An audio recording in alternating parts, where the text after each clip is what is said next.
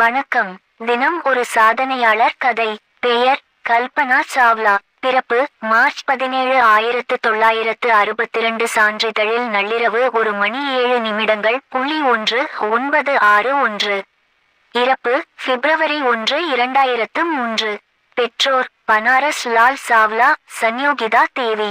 வகித்த பதவி விண்வெளி வீராங்கனை. விருதுகள் Congressional Space Medal of Honor, NASA Space Flight Medal, NASA Distinguished Service medal.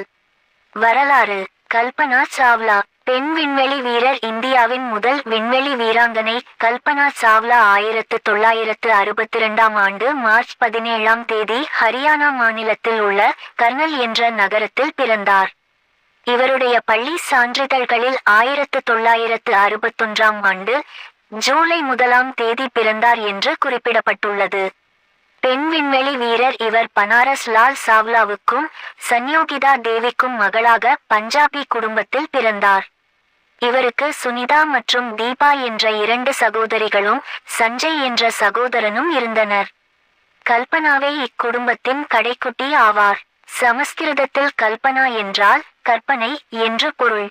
பெண் விண்வெளி வீரர் கல்பனா சாவ்லா சிறுவயது முதலே தலைக்கு மேலே விமானம் பறப்பதை ரசித்துக்கொண்டே இருப்பார்.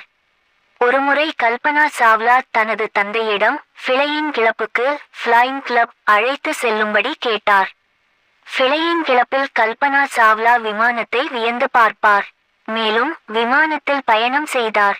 அதற்கு பிறகு விமானம் மீதான காதல் கல்பனா சாவ்லாவிடம் மேலும் அதிகரித்தது. கல்வி நண்பர்களே, அதுக்கு முன்னாடி சேனல் சப்ஸ்கிரைப் பண்ணிக்கோங்க. சரி, வாங்க கதைக்குள்ள போகலாம். பெண் விண்வெளி வீரர் இவர் தனது தொடக்க கல்வியை கர்னலில் உள்ள தாகூர் பள்ளியில் தொடங்கினார்.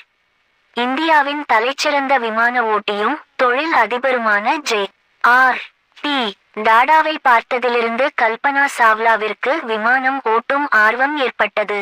பெண் விண்வெளி வீரர் பள்ளி பருவத்திலேயே தான் ஒரு விமானியாக வேண்டும் என்ற லட்சியத்தை வளர்த்து கொண்டார்.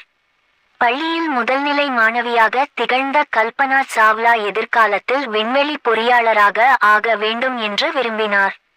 அதற்காக ஆராய்ச்சியாளர்கள், சாதனையாளர்களின் வாழ்க்கை வரலாறுகளை விரும்பி படித்தார். பெண் விண்வெளி வீரர் கல்பனாவின் விருப்பத்திற்கு அவரது பெற்றோர்கள் தடை விதித்தனர். காரணம், அப்போதைய காலத்தில் விமான பொறியியல் என்பது ஆண்கள் மட்டுமே கற்கும் ஒரு பிரிவாக இருந்தது. துணிந்து அந்த பிரிவை தேர்ந்தெடுத்த கல்பனாவின் பிடிவாதம் பெற்றோரை சம்மதிக்க வைத்தது. பெண் விண்வெளி வீரர் 1982 சண்டிகரில் உள்ள பஞ்சாப் பொறியியல் கல்லூரியில் விமான பொறியியலில் துறையில் கல்வி பயின்று இளங்கலை பட்டமும் பெற்றார். அதன்பின் பல்வேறு தடைகளை தாண்டி மேற்படிப்புக்கு அமெரிக்கா சென்றார். பெண் விண்வெளி வீரர் ஆகாயத்தை பற்றியே கனவு கண்டுகொண்டிருந்த கல்பனா சாவ்லாவை அமெரிக்கா விரும்பி அழைத்தது. பின்னர் 1984 அமெரிக்காவில் உள்ள டெக்சாஸ் பல்கலைக்கழகத்தில் விண்வெளி பொறியியல் துறையில் முதுகலை பட்டம் பெற்றார். பெண் விண்வெளி வீரர் பின்னர் 1986 இல் கொலராடோ பல்கலைக்கழகத்தில் 2வது முதுகலை பட்டமும் பெற்றார். அங்கேயே தொடர்ந்து பயின்று 1988 விண்வெளி பொறியியலில் முனைவர் பட்டத்தை பெற்றார். நாசாவில் பணி. பெண் விண்வெளி வீரர் தனது கனவை நனவாக்கிக் கொள்ள கல்வித்துறையில் தொடர்ச்சியாக முன்னேறிக் கொண்டிருந்த கல்பனா சாவ்லாவிற்கு 1988 அமெரிக்க விண்வெளி நிறுவனமான நாசாவில் ஆய்வு விஞ்ஞானியாக தொழில் வாய்ப்பு கிடைத்தது. பெண் விண்வெளி வீரர் இலக்குகளை அடைவதற்காக தான் செல்லும் பாதை சரிதான் என்பதை உறுதிப்படுத்தி கொண்ட கல்பனா சாவ்லா அங்கே எளிய மொழியில் விளக்குவதற்கு கடினமான computational fluid dynamics, computational fluid dynamics எனும் படிமுறை தீர்வு மற்றும் எண்சார் பகுப்பியல் வழிமுறைகள் மூலம் பாய்ம ஓட்டங்களை ஆராயும் பாய்ம இயக்கவியல் தொடர்பாகவும் செங்குத்தாக குறுகிய இடத்தில் புறப்படுதல் மற்றும் தரையிறங்கல் பற்றிய ஆராய்ச்சியில் ஈடுபட்டார். பெண் விண்வெளி வீரர் விமானம் மற்றும் கிளைடேர்களை கிளைடஸ் ஓட்ட கற்றுக் கொடுக்க கல்பனா சாவ்லா தகுதி சான்றிதழ் பெற்றார். 1 மற்றும் பல பொறிகள் பொருத்திய விமானங்கள், கடல் விமானங்கள் மற்றும் கிளைடேர்களையும் ஓட்ட அனுமதி பெற்றிருந்தார். பெண் விண்வெளி வீரர் 1991ஆம் ஆண்டு அமெரிக்க குடியுரிமை கிடைத்ததும் நாசாவில் விண்வெளி வீரர்களுக்கான பயிற்சி விண்ணப்ப படிவத்தை அனுப்பி வைத்தார். தனது விண்ணப்பத்திற்கு பதில் கிடைக்க தாமதமானதால் 1993ஆம் ஆண்டு ஒரு தனியார் நிறுவனத்தில் ஆய்வு விஞ்ஞானியாக சேர்ந்தார். பெண் விண்வெளி வீரர் அதற்கு அடுத்த ஆண்டே கல்பனா சாவ்லாவின் விண்ணப்பத்திற்கு பதில் கிடைத்தது. நாசாவில் விண்வெளி வீரர் பயிற்சி பெறுவதற்கு விண்ணப்பத்திருந்த சுமார் 3000 பேரில் 6 பேர் மட்டுமே தேர்வானார்கள். அவர்களுள் கல்பனா சாவ்லாவும் ஒருவர் என்ற பதில் கிடைத்தது. அன்று முதல் கல்பனா சாவ்லாவின் விண்வெளி வீரர் கனவு நனவாக தொடங்கியது. பெண் விண்வெளி வீரர் ஜான்சன் விண்வெளி தளத்தில் பல்வேறு உடல் மருத்துவ பரிசோதனைகள், கடுமையான நேர்காணல்கள் ஆகியவற்றை கடந்து வெற்றிகரமாக தேர்ச்சி பட்டியலில் இடம் பிடித்தார் கல்பனா சாவ்லா. முதல் விண்வெளி பயணம். பெண் விண்வெளி வீரர் 1995ஆம் ஆண்டு பயிற்சிகள் முடிந்து விண்வெளி வீராங்கனையாக தகுதி பெற்ற கல்பனா சாவ்லா தனது முதல் விண்வெளி பயணத்தை 1997ஆம் ஆண்டு மேற்கொண்டாள்.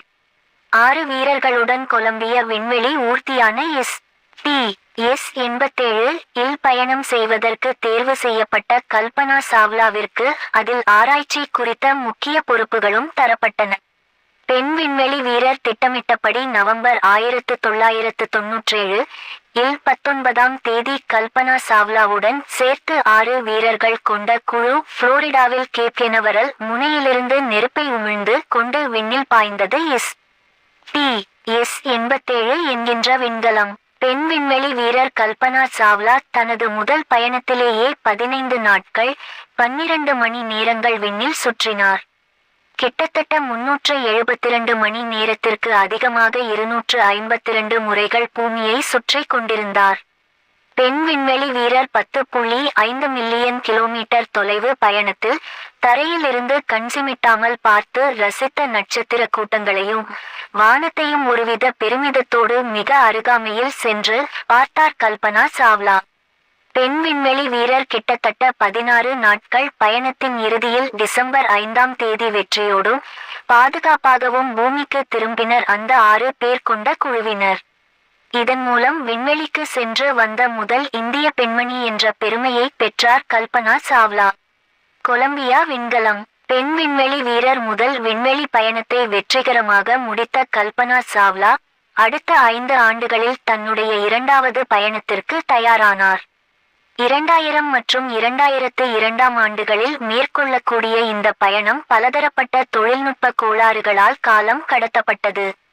பெண் விண்வெளி வீரர் பின்னர் 2003ஆம் ஆண்டு ஜனவரி 16ஆம் தேதி விண்வெளி ஆராய்ச்சிக்காக அமெரிக்காவின் கென்னடி நிலையத்திலிருந்து கொலம்பியா விண்கலம் STS-107 விண்ணிற்கு அனுப்பி வைக்கப்பட்டது. அந்த விண்கலத்தில் இந்திய வம்சாவளி பெண்ணாகிய கல்பனா சாவ்லா உள்ளிட்ட 7 பேர் பயணித்தனர். பெண் விண்வெளி வீரர் விண்ணை நெருங்கிக் கொண்டிருந்த சமயத்தில் பாதுகாப்பு அமைப்பின் ஒரு பகுதி உடைந்து விண்கலத்தின் மீது வேகமாக மோதியது. இதனால் இறக்கையில் ஏற்பட்ட பெரிய துளையை சரி செய்வதற்கான ஏற்பாடுகள் செய்யப்பட்டன. ஆனாலும் அதை சரி செய்ய முடியவில்லை.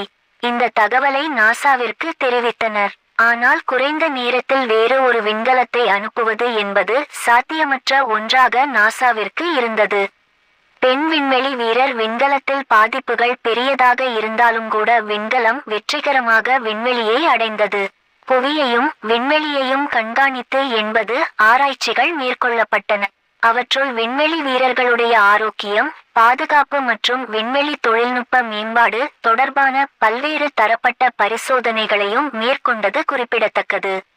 பெண் விண்வெளி வீரர் இந்திய வம்சாவளி பெண்ணாகிய கல்பனா சாவ்லா உள்ளிட்ட 7 பேர் பயணித்த கொலம்பியா விண்கலம் STS-107 திட்டமிட்டபடி 16 நாட்கள், அதாவது 15 நாட்கள் 22 மணி நேரம் 20 நிமிடங்கள் 32 வினாடிகள் விண்வெளியில் பயணம் செய்த பிறகு பூமிக்கு திரும்பும் நாளும் வந்தது. பிப்ரவரி 1ஆம் தேதி கொலம்பிய விண்கலம் தரையிறங்குவதை எதிர்பார்த்து காத்து கொண்டிருந்தது நாசா. கென்னடி விண்வெளி மையத்தில் விண்கலம் வழக்கமாக தரையிறங்கும் வழிமுறைகள் பின்பற்றப்பட்டன. பெண் விண்வெளி வீரர் அன்று காலை 9 மணிக்கு சற்று முன்னதாக கட்டுப்பாட்டில் அசாதாரண சூழ்நிலைகள் தென்பட்டன. முதலில் விண்கலத்தின் இடதுபுற இறக்கைகளில் இருந்த உணர்கருவிகள் செயலிழந்தன. பின்னர் இடதுபுற சக்கரத்தில் காற்றழுத்தம் குறைந்து காணப்பட்டது. பெண் விண்வெளி வீரர் அந்த நேரத்தில் கொலம்பியா விண்கலம் வளிமண்டலத்தை நெருங்கிக் கொண்டிருந்தது. ஒளியின் வேகத்தில் 18 மடங்கு அதிக வேகத்தில் தரையிலிருந்து 61 கி.மீ வேகத்தில் தரையை நோக்கி வந்து கொண்டிருந்தது கொலம்பியா விண்கலம். பெண் விண்வெளி வீரர் அச்சமயம் விண்வெளி கட்டுப்பாட்டு மையத்திலிருந்து விண்கலத்தில் உள்ளவர்களுக்கு தொடர்பு கொள்ள பல முயற்சிகள் மேற்கொள்ளப்பட்டது. ஆனால் பலன் ஏதும் இல்லை. அதே சமயம் விண்கலம் வளிமண்டலத்திற்குள் நுழைந்தது. பெண் விண்வெளி வீரர் வளிமண்டலத்தில் உள்ள வெப்பக்காற்றுகள் விண்கலத்தின் இடதுபுற இறக்கையின் துளை வழியாக நுழையத் தொடங்கியது. இறுதியில் 1500 டிகிரி செல்சியஸ் அளவிற்கு அதிகமான வெப்பக்காற்று துளையின் வழியாக சென்றதால் விண்கலம் கட்டுப்பாட்டை இழந்தது. நன்றி.